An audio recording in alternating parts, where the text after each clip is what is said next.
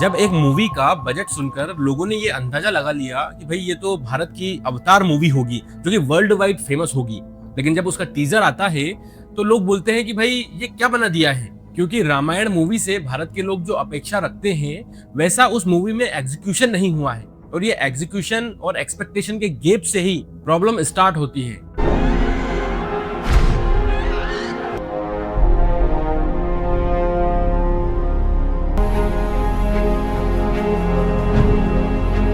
हाल ही में रामायण मूवी का टीजर आया है और जेन्युइनली इसके मिक्स्ड रिव्यूज हैं। कुछ लोगों को लगता है कि भारत ग्लोबल लेवल पर कुछ सिनेमैटिक करने जा रहा है, लेकिन जो ये इस टाइप के ट्वीट्स है ना, ये पेड पीआर ज्यादा लग रहे हैं। वहीं काफी लोग हैं जो ये बोल रहे हैं कि इतना बड़ा बजट होने के बावजूद भी विजुअल्स में वो वजन नहीं है जो होना चाहिए था। अब ये समझने के लिए कि असली प्रॉब्लम कहाँ है, हमें थोड़ा सा पीछे जाना पड़ेगा, क्योंकि इसके पहले हम देख चुके हैं कि क्या होता है जब किसी एपिक स्टोरी को सही तरीके से हैंडल नहीं किया जाता है।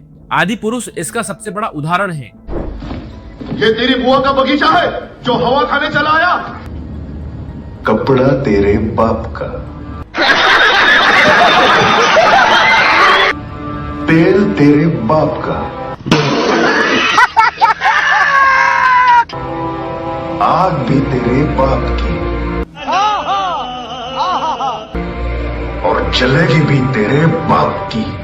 एक्चुअली उस फिल्म की सबसे बड़ी गलती उसका खराब वीएफएक्स नहीं था, उसमें विजन की कमी थी। कैरेक्टर्स डिस्कनेक्टेड लग रहे थे, वर्ल्ड था जो वो आर्टिफिशियल लग रहा था, और सबसे बड़ी बात ये थी कि उसमें जो स्टोरी है, जो कहानी है, उसके प्रति रेस्पेक्ट महसूस नहीं हो रही थी। क्या हुआ बजरंग? बोल दिया, जो हमारी बहनों को हाथ लगाएंगे उनकी लंका लगा देंगे। और इसीलिए ऑडियंस ने सिर्फ उस फिल्म को रिजेक्ट नहीं किया, उसका मजाक भी बनाया। कुल मिला के उस मूवी ने ऑडियंस का ट्रस्ट तोड़ा था, और जब एक बार ट्रस्ट टूट जाता है तो फिर ऑडियंस और भी स्ट्रिक्ट हो जाती है। और जब इतने बड़े बजट की मूवी का ट्रेलर आता है तो लोग चेक करते हैं कि क्रिएटर्स ने पिछली मूवी से कुछ सीखा है या नहीं। अगर टीजर को ठीक से देखा जाए तो उसमें कुछ चीजें ठीक ठाक हैं, स्केल पर बड़ा दिखाने की कोशिश की गई है। उनकी कोशिश ये दिखती है कि एक बड़ा सिनेमैटिक वर्ल्ड क्रिएट किया जाए।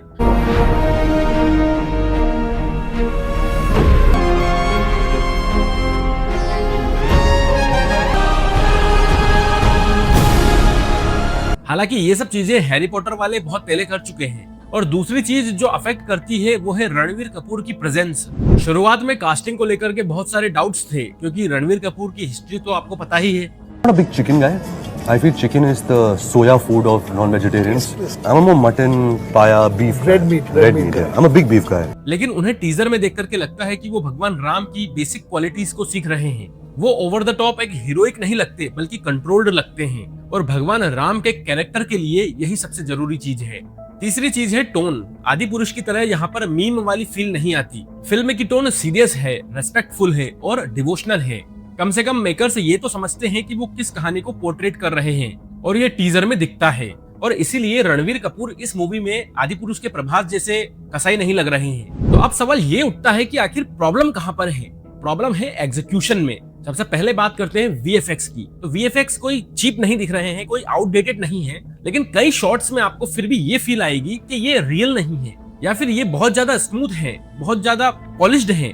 टेक्सचर्स एकदम स्मूथ लगते हैं, लाइटिंग्स फ्लैट लगती हैं, और कई जगह पर तो एआई वाली फीलिंग आ रही है।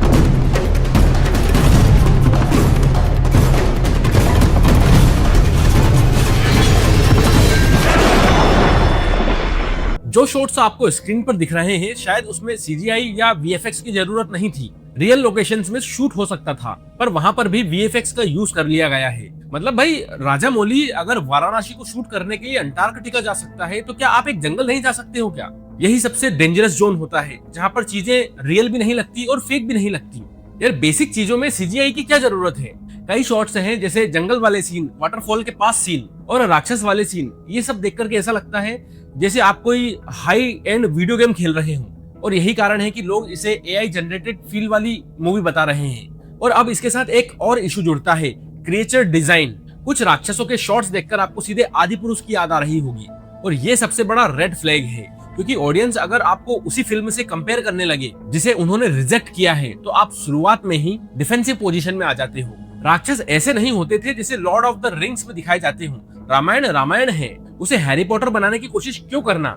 और यहाँ पर प्रॉब्लम ये नहीं है कि फिल्म के क्रिएटर्स ने दिमाग ही नहीं लगाया है, प्रॉब्लम ये है कि इंस्पिरेशन गलत जगह से ले ली गई है। ऐसा लगता है जैसे रेफरेंसेस वेस्टर्न फिल्म्स और वीडियो गेम्स से ले लिए गए हैं, जबकि रामायण की विजुअल लैंग्वेज वहां से नहीं आनी चाहिए थी। वो आनी चाहिए थी भारत के मंदिरों से, स्कल्पचर से, क्लासिकल पेंटिंग से और फोक ट्रेडिशन से। और अब एक बहुत बड़ा इशू है इस मूवी के लाइटिंग्स और अंडररेटेड विजुअल्स से।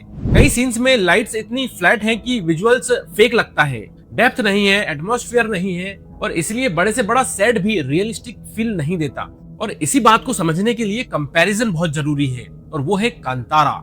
उस फिल्म का बजट बहुत कम था, लेकिन उसमें विजुअल्स इतने रियल लग रहे थे कि ऑडियंस इमर्ज हो रही थी, क्योंकि वहां पर जंगल भी नेचुरल था, आग भी नेचुरल थी और लाइटिंग भी रियल लग रही थी। लगता है कोई पवित्र पत्थर है। जब भी पृथ्वी पर अधर्म बढ़ता है, ईश्वर धर्म की रक्षा करने के लिए अपने दूत पृथ्वी पर भेजते हैं। मेरे स्वामी, मायालोक से आए हुए सभी दूत बस गए इस पावन धरती पर। वहीं रामायण के टीजर में हर चीज कंट्रोल्ड है, लेकिन रियल नहीं है। सीजीआई का फॉरेस्ट है, सीजीआई का स्काई है, सीजीआई के महल है, सीजीआई के ही राक्षस हैं। मतलब हर चीज में टेक्नोलॉजी घुसाई गई है, लेकिन इमोशनल ग्राउंडिंग कम है। और आज लोगों को एक्सपेंसिव फ्रेम नहीं चाहिए, उन्हें ट्रुथफुल स्टोरी और रियल फ्रेम चाहिए। आप अवतार फिल्म को ही देख लीजिए, अवतार फिल्म का विजुअल्स ज्यादा रियलिस्टिक लगता है, और उसका रीजन है कि वहां पर वीएफएक्स सिलेक्टिवली यूज होता है। हर चीज सीजीआई से नहीं बनाई जाती, वहां पर लाइट्स फिजिक्स बेस्ड होती है, मोशन कैप्चर रियलिस्टिक होता है, और सबसे बड़ी बात वहां पर सालों की रिसर्च और डेवलपमेंट लगा होता है।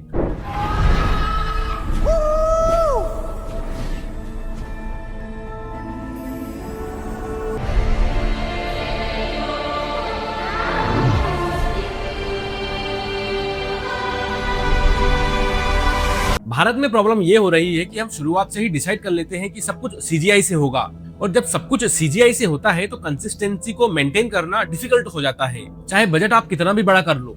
और अब जब यहाँ पर बजट की बात आई है तो फिर ऑडियंस की साइकोलॉजी को भी समझना जरूरी है। लोग इतने डिवाइडेड क्यों हैं? पहला रीजन है बजट का हाई होना। जब आप 3000 या 4000 करोड़ की बात करते हो तो ऑडियंस ऑटोमेटिकली ग्लोबल बेंचमार्क को एक्सपेक्ट करने लगती है। दूसरा रीजन है आदिपुरुष का एक्सपेक्टेशन। ऑडियंस पहले ही डिसअपॉइंट हो चुकी है और इसीलिए ट्रस्ट कम है। तीसरा रीजन है एआई कंटेंट का एक्सप्लोजन। आजकल हर दूसरे दिन सोशल मीडिया पर एआई से जनरेटेड रामायण और महाभारत के विजुअल्स दिखते हैं, तो ऑडियंस का माइंड सबकॉन्शियस लेवल पर कंपेयर करता है कि ये उससे कितना बेहतर है। और इन सभी चीजों को आप जब जोड़कर देखोगे तो फिर आपको समझ में आएगा कि इस टीजर पर इतने रिएक्शंस क्यों आ रहे हैं। और अब आते हैं सबसे इंपॉर्टेंट पॉइंट पर, वो है मिस अपॉर्चुनिटी। रामायण सिर्फ एक फिल्म नहीं है, ये एक कल्चरल मूवमेंट हो सकता था। ये वो मौका हो सकता था जब भारत अपने कल्चर को, अपनी स्टोरीज को ग्लोबल लेवल पर प्रेजेंट कर सके। अगर मेकर्स रियल लोकेशन को ज्यादा यूज करते, लाइट्स को सही रखते, चीजों को थोड़ा सा नेचुरल रखते और इंस्पिरेशन को भारत के मंदिरों से, भारत के साधु संतों से लेते, तो यही फिल्म शायद एक बेंचमार्क बन सकती थी। पर फिर भी ये फिल्म कोई आदि पुरुष नहीं है, इसमें सिंसियरिटी दिखती है, कुछ रेस्पेक्ट दिखती है, लेकिन अभी भी ये उस लेवल पर नहीं है जहां पर इसे होना चाहिए था। और इसीलिए लोग इसे रिजेक्ट तो नहीं कर रहे हैं, बल्कि क्वेश्चन कर रहे हैं। अंत में ये जरूर जानिए कि रामायण की कहानी में कभी कोई कमी नहीं रही है, कमी इस बात में रही है कि हम उसे कैसे दिखाते हैं। और अभी जो दिख रहा है वो रामायण जैसे इतिहास को जस्टिफाई नहीं करता।